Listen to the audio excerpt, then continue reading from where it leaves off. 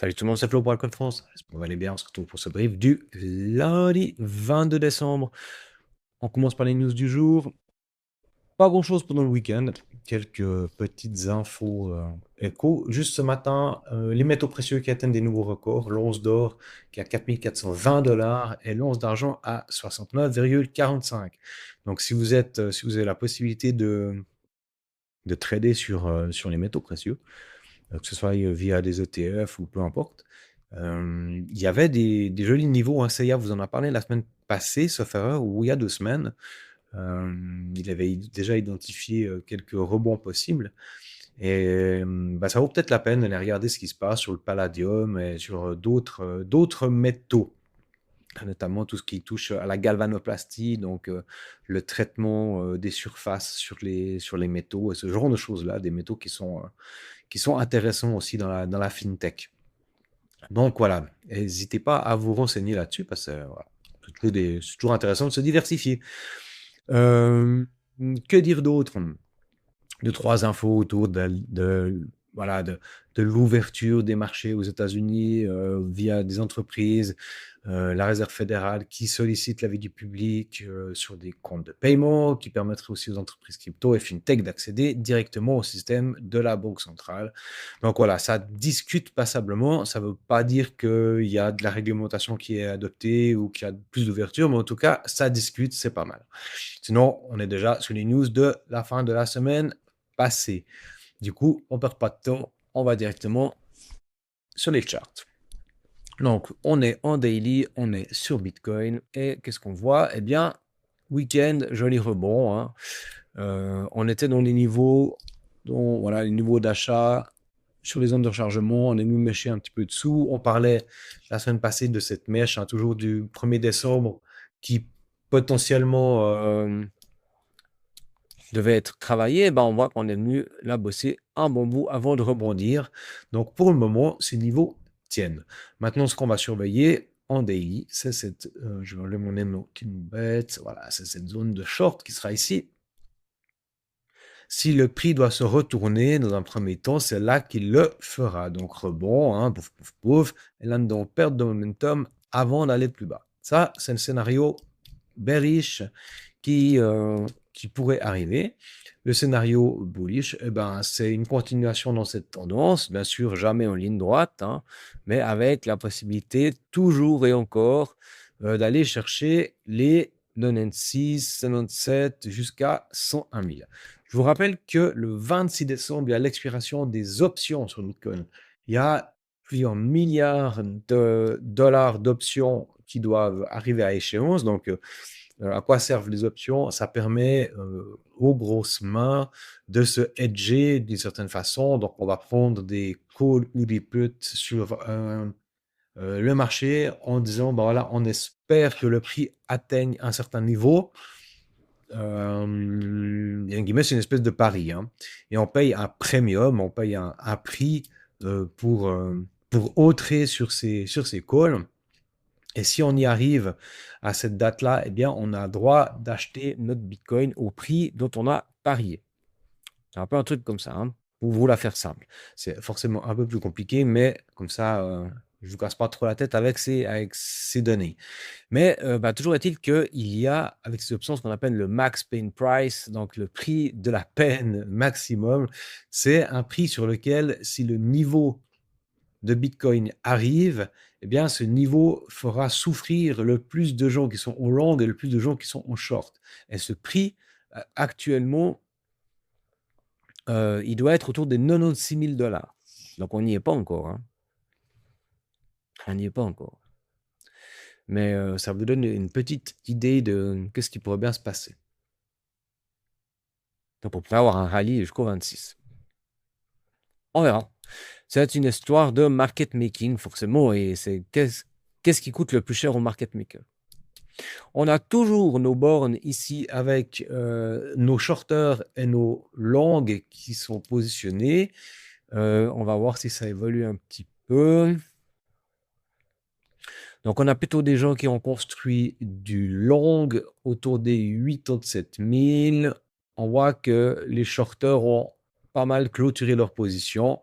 ce qui semble assez normal vu la dynamique actuelle. Du coup, les gens ferment leur position et on ouvre plutôt du long. Donc, on a dit les spikes ici, 87 097. Ah, ils sont hauts, hein, ils sont vraiment construits là-dessus. Ouais, donc ça, c'est tout à fait possible d'aller les squeeze un coup. Ouais, ils sont sous. En fait, après l'impulsion, quand on a commencé à stabiliser, puis à pousser un petit peu, là, c'est là qu'ils ont construit leur longue. Bon, bah ça, le marché, il pourrait très bien venir leur mettre hop, un petit squeeze avant de repartir. En plus, on a de l'imbalance à aller chercher. Donc, ça paraîtrait tout à fait possible. On est en train de travailler les mèches. Pour le moment, on tient. Alors, on verra ce qui se passe. Mais un squeeze pour aller ensuite chercher de la force pour aller plus haut, ce serait possible. Si on doit corriger dans ce niveau-là en 4 heures, qu'est-ce qu'on ferait? Eh bien, si on prend disons, notre sommet par là, ok, on a notre zone de rechargement qui se trouve à 86 526. On a de l'imbalance, on peut venir chercher. C'est possible. Bah, c'est tout à fait possible. On verra. Mais sinon, la dynamique, pour le moment, c'est clair, elle est plutôt correcte. Alors, on a fait, voilà, on est venu faire notre bas ici à 85, mais maintenant, on semble repartir. Tant qu'on est dans ce range, entre nos 94 et on va dire nos 83 600, eh bien, on peut consolider là-dedans encore un petit moment. On ne sait pas. Mais on garde en tête qu'on a autour des 95, 96 un max pin price pour le 26 décembre. Donc, la possibilité d'aller chercher ça. Et juste en dessus, on a quoi? Notre zone de short avec possibilité de venir la travailler. On a gentiment nos EMA qui vont croiser bearish. Donc ça, c'est pas très positif en termes de dynamique. Ce qui pourrait se passer, c'est que ça fasse quelque chose comme ça, qu'on vienne juste taper dessus avant de repartir, hein, si on a justement un rebond qui est assez intéressant.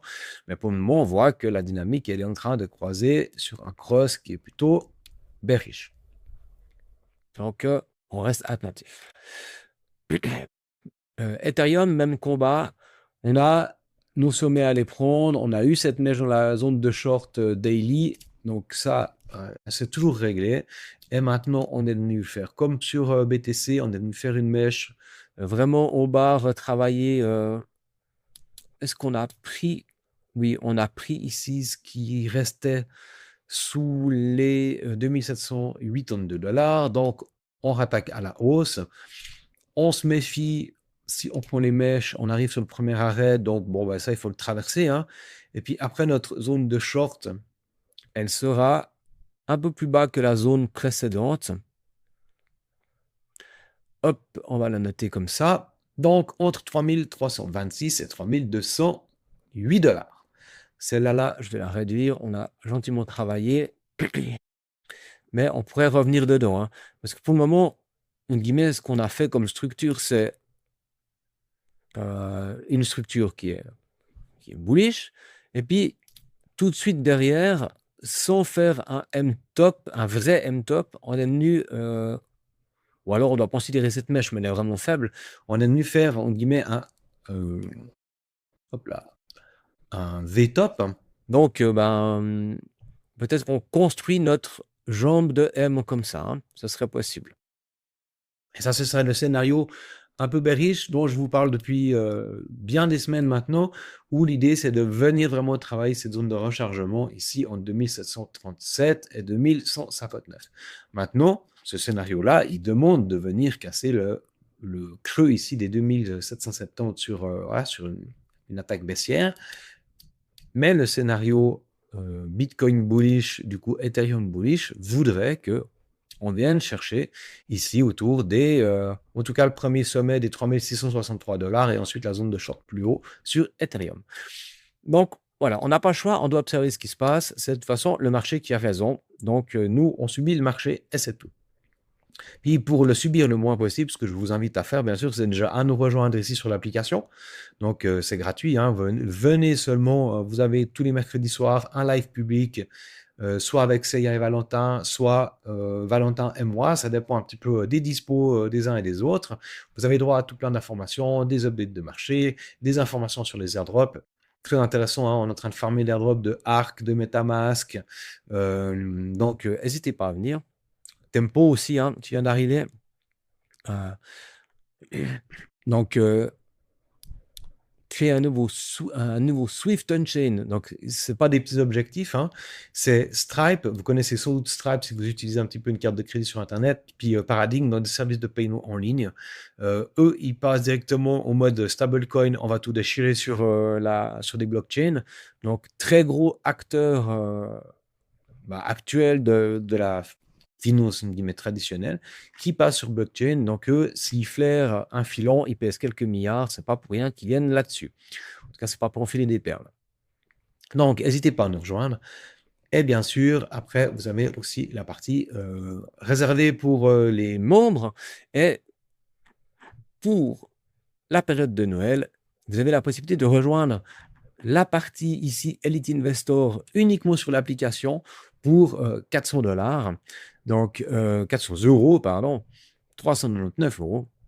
Donc, vous avez la possibilité d'avoir toute cette partie avec les opportunités d'investissement, les calls de training, les opportunités de pré-sale, les rapports hebdo on-chain faits par Seiya, très, très, très complet. Donc, n'hésitez pas. Ça vous donne déjà un bon aperçu de ce que nos membres Elite Investor ont le droit d'avoir avec le suivi via Discord et tout ça. Allez, on continue. Quelques altes qui commencent à avoir une bonne tronche. Alors, si c'est pas un exit liquidity, eh bien, bon, on n'a pas le volume sur Santa, ça m'embête un peu. On n'a pas d'OBV, pas de volume, rien du tout. C'est un peu complexe. Mais par contre, on voit que qu'est-ce qu'on fait? On fait de la structure. Donc ça, c'est intéressant. Petit market cap. Donc attention au truc, hein.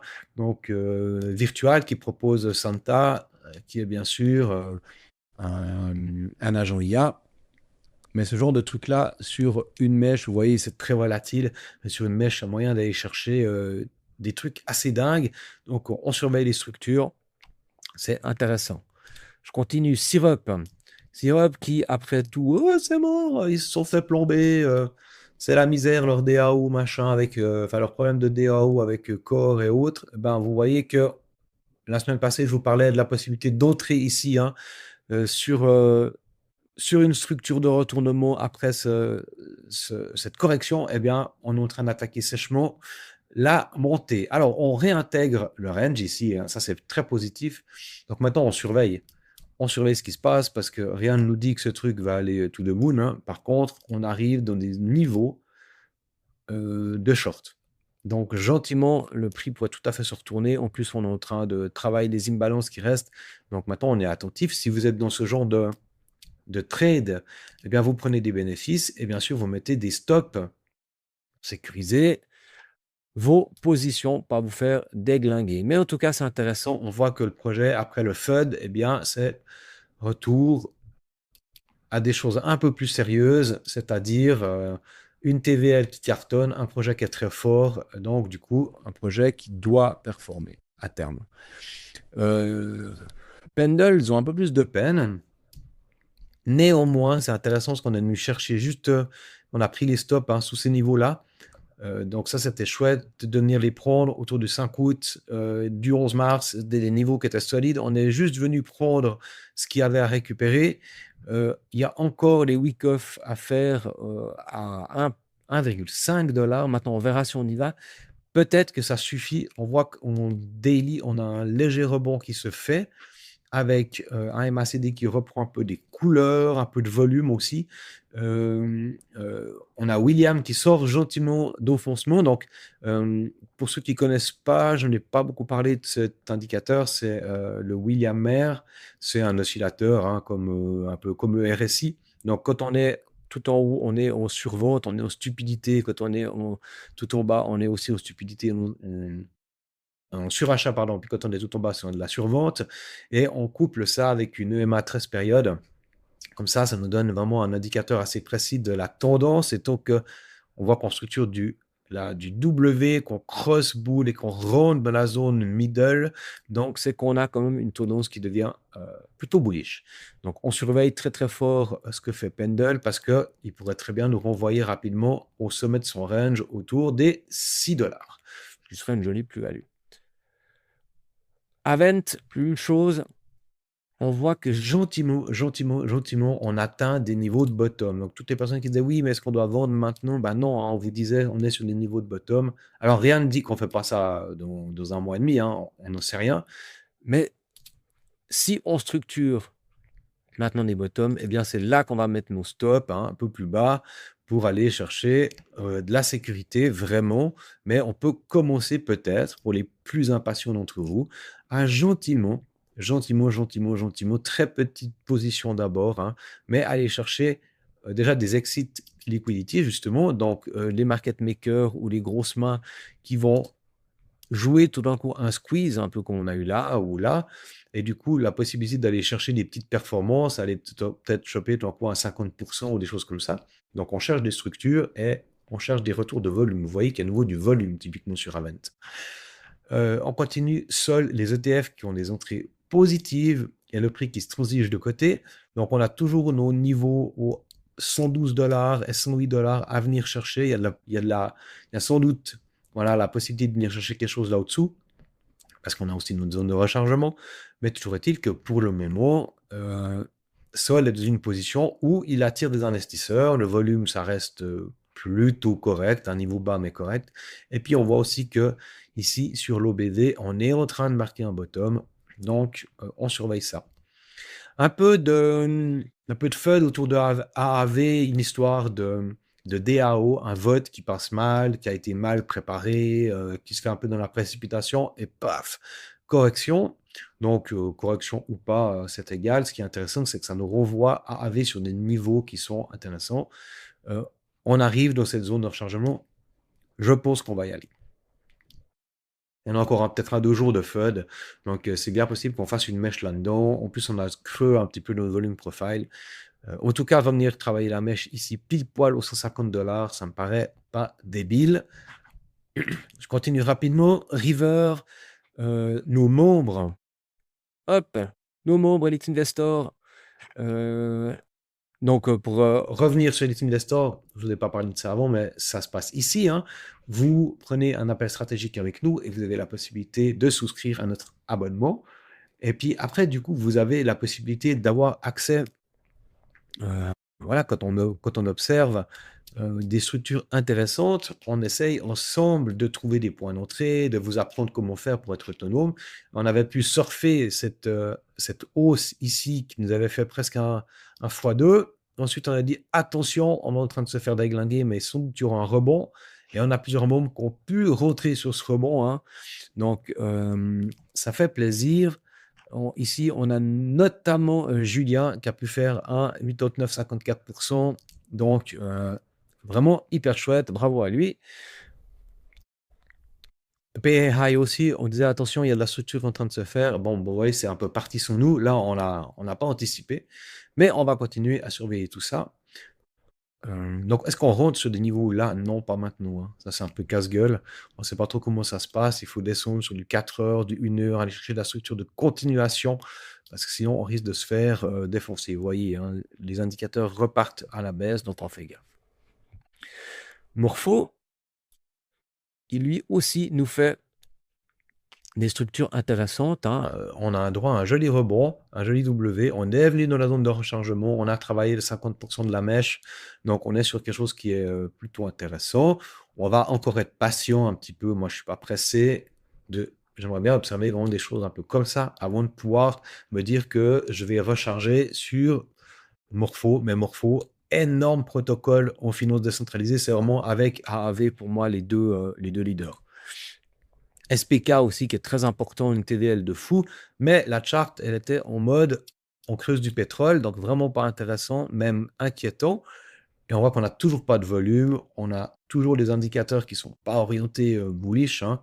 Mais, vous voyez, sur William, on vient de recroiser bull, et puis on retombe dans une zone plutôt intéressante.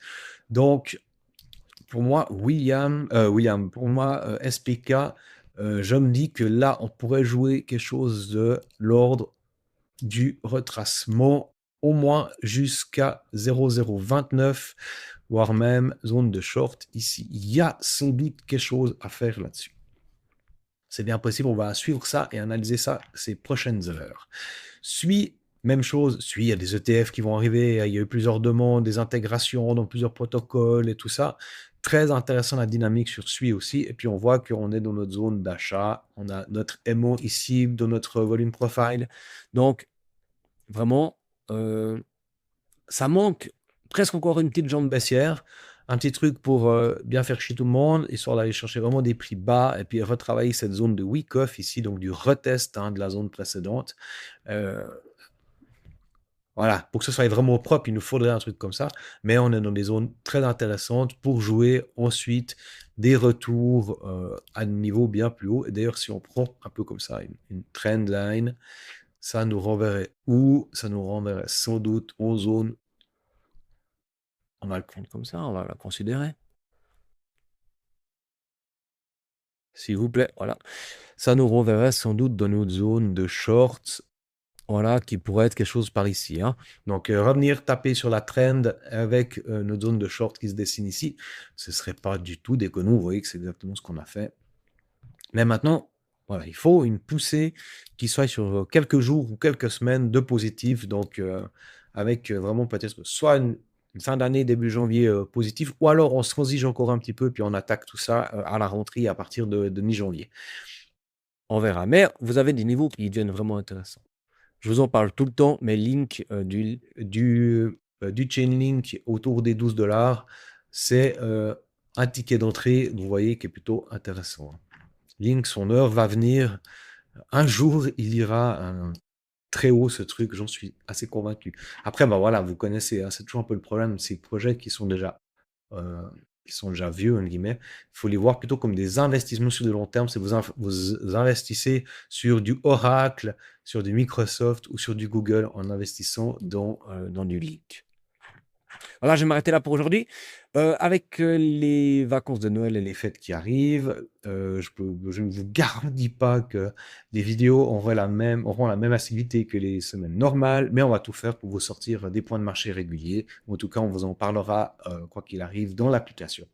Donc, moi, je vous souhaite des bonnes fêtes de fin d'année. Profitez bien en famille de ces vacances et on se retrouve bientôt. Allez, ciao!